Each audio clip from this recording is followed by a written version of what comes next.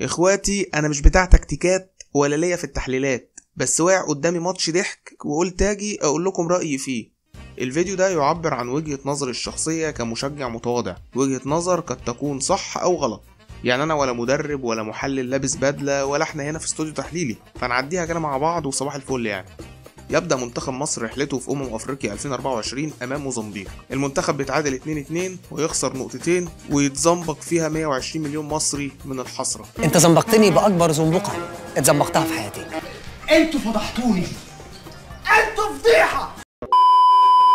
فيتوريا بادئ بتشكيل طبيعي لعب بيه المنتخب أكتر من مرة، ويمكن من قبل الماتش كده مفيش أي مشكلة في التشكيل غير وجود محمد حمدي بدل فتوح، ودي طبعا كانت اكبر علامة استفهام، بس عادي مش مشكلة. بداية المباراة كانت قوية وبنضغط عليهم في نص ملعبهم من اول ثانية، ونتيجة للضغط ده سجلنا بعد اول دقيقة ونص، وهنا اشتعلت الروح الوطنية وحسينا ان البطولة التامنة بتنادينا.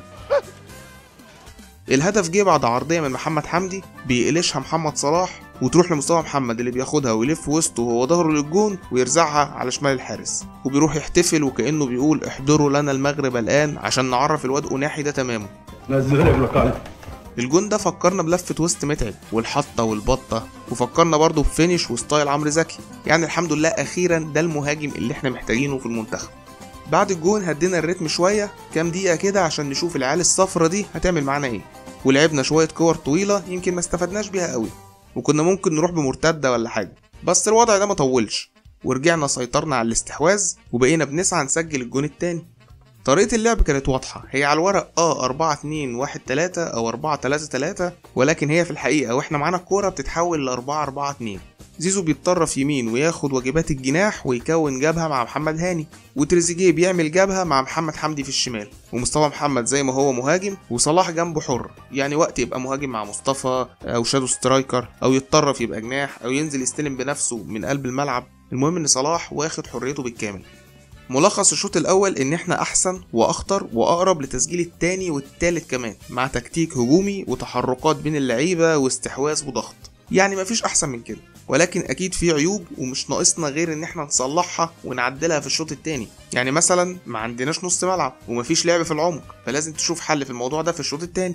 وفي عيوب واضحة برضه في تمركز الدفاع، يعني منتخب موزمبيق هددنا مرتين بسبب ان المدافعين مش واقفين صح في مكانهم، او بمعنى اصح مفيش رقابة، واقفين مش ماسكين حد. المرة الاولى طلعت بره، والمرة التانية محمد حمدي هو اللي شاطها فينا، بس الحمد لله الشناوي انقذها وكان هيتصاب فيها كمان. ابو جبل ما صدق لقى الشناوي واقع فقام يسخن وقال في خياله بقى نكرر بطولة 22 ونعمل بطولة تاريخية واطلع مع ياسمين عز تاني. وعامل فيها مش شايف ومش عارف ايه معنى الحب، وعايش كل ايامك واوهامك في وهم وكده. لا يا عم بعد الشر، قوم يا شناوي، قوم يا شناوي، ربنا يستر عليك. طبيعي في الشوط التاني تنزل وانت كسبان وتكون مطمن ومركز واخد بالك ان الفرقة اللي قدامك هتحاول تهاجم، فتأمن دفاعاتك شوية وتصلح عيوبك اللي قلنا عليها. ولكن تقريبا مفيش اي حاجة اتقالت في اوضة اللبس، واللعيبة نزلت فاكرين ان الماتش خلص وكسبوا خلاص. جون التعادل بتاع موزمبيق جه بسبب سرحان من اللعيبة كلها، لاعب بيرفع الكرة من غير ما حد يضغط عليه تماما، ومهاجم بيعمل جامب براحته قوي وبيلعب الكرة بدماغه بقوة وسط 2 مدافعين مش ماسكينه ولا عارفين هو واقف فين اصلا. وللأسف رد فعل من الشناوي ممكن نعذره فيه شوية عشان الكرة كانت قوية. طب خلاص غلطنا ودخل فينا جون، نركز ونلم نفسنا كده ونحاول نعوض. مفيش دقيقتين ولقينا الجون التاني الموزمبيق بيتسجل بشكل غريب جدا، نص ملعب مش موجود والثرو بيتلعب وسط الدفاع، وعبد المنعم بيتدلع وميلحقش الكوره، وحجازي بيفتكر انه المفروض يغطي ويروح يمسك المهاجم اللي بيجري ده، والنني تقريبا كان فاكرهم بيهزروا فوقف وكان مستني يرجعوا له الكوره تقريبا. وطبعا ده ادى الى انفراد بالشناوي اللي اتصدم واتثبت والكوره دخلت لوحدها بدون اي مقاومه. انتوا جننتوني خلاص وطيرتوا دماغي. طب كده لازم يبقى في تدخل من المدرب لإنقاذ الموقف. فيتوريا عمل تبديلات كانت غريبة برضو شوية، يعني عمر كمال بدل محمد هاني ومرموش بدل تريزيجيه، وكأن المشكلة كانت في دول أصلا، مش واخد باله من نص الملعب الشفاف اللي لا بيقدم ولا بيأخر.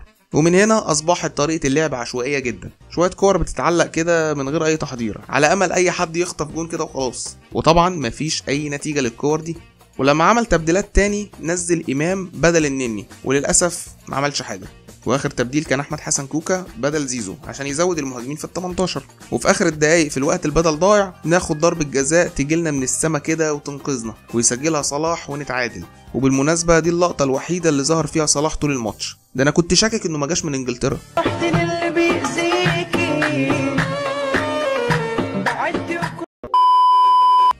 وبينتهي الماتش على كده بنتيجة كارثية في بداية المشوار اللي شكله مش هيطول. منتخب بدون روح، بدون شخصية، بدون أداء ولا إحساس بالمسؤولية. آخر حاجة بقى تقييم اللاعبين. الشناوي يتحمل جزء كبير من الجونين، بس عموما الدفاع سلموه تسليم أهالي للمهاجمين، فبرضه ليه عذر وعنده رصيد كبير يسمح له. حجازي بطيء وتقيل جدا، ولو هيفضل كده نلعب بياسر ابراهيم احسن. عبد المنعم كان وحش قوي وكان بيبيع نفسه كتير ومحتاج يركز، وتقريبا ضيع مجهوده كله في النشيد الوطني. محمد هاني يعني انا مش مقتنع بيه، هو في الاهلي فاكيد مش هستحمل اتفرج عليه في المنتخب. محمد حمدي باك شمال بسم الله ما شاء الله، لا هجوم ولا دفاع ولا عرضيات ولا حول ولا قوه الا بالله. النني الوحيد اللي ثابت على مستواه يا جماعه. محمد النني بقاله 10 سنين في المنتخب ملوش لازمه في الملعب، ربنا يحميك يا نني والله. حمدي فتحي غالبا نسي الكوره بتتلعب ازاي، طبيعي ما انت بتلعب في الدوري القطري، هي قطر عندها كوره اساسا، بس على الاقل كان بيحاول احسن من اللي واقف جنبه ده. زيزو كان نشيط جدا في التحركات واللمسات، بس مفيش ايجابيه ولا فاعليه ولا بيفيد الفريق. تريزيجيه انا حاسه كان احسن شويه وعمل اللي مطلوب منه بالظبط. مصطفى محمد طبعا نجم المباراه، سجل هدف وتسبب في ضربه الجزاء اللي جه منها الهدف الثاني، يا رب بس تستمر على كده. عمر كمان لما نزل عمل اللي عليه. مرموش نزل قعد يحنكش بس ممكن نحتاجه يعني في الماتشات اللي جايه. امام عاشور بقى كان نازل يبوظ هجمات منتخب مصر، فما تعملش كده تاني يا امان. احمد حسن كوكا ما ظهرش غير في لقطه ضربه الجزاء، انه استلم الكوره قبل ما تروح لمصطفى محمد. على الله حكايتك يا كوكا، انا نسيت حد باين. مو صلاح ما كانش ليه اي فايده في الماتش وبيلعب بفزلكه وشكلها بدايه منيله على دماغك يا صلاح يا متخاذل يا بتاع شجره الكريسماس انت. ولا بقولك يا غالي يا غالي، ده انت لا غالي ولا نيله. انا كده خلصت، وفي النهايه كل اللي هقدر اقوله ربنا يستر على اللي جاي. يلا سلام عليكم.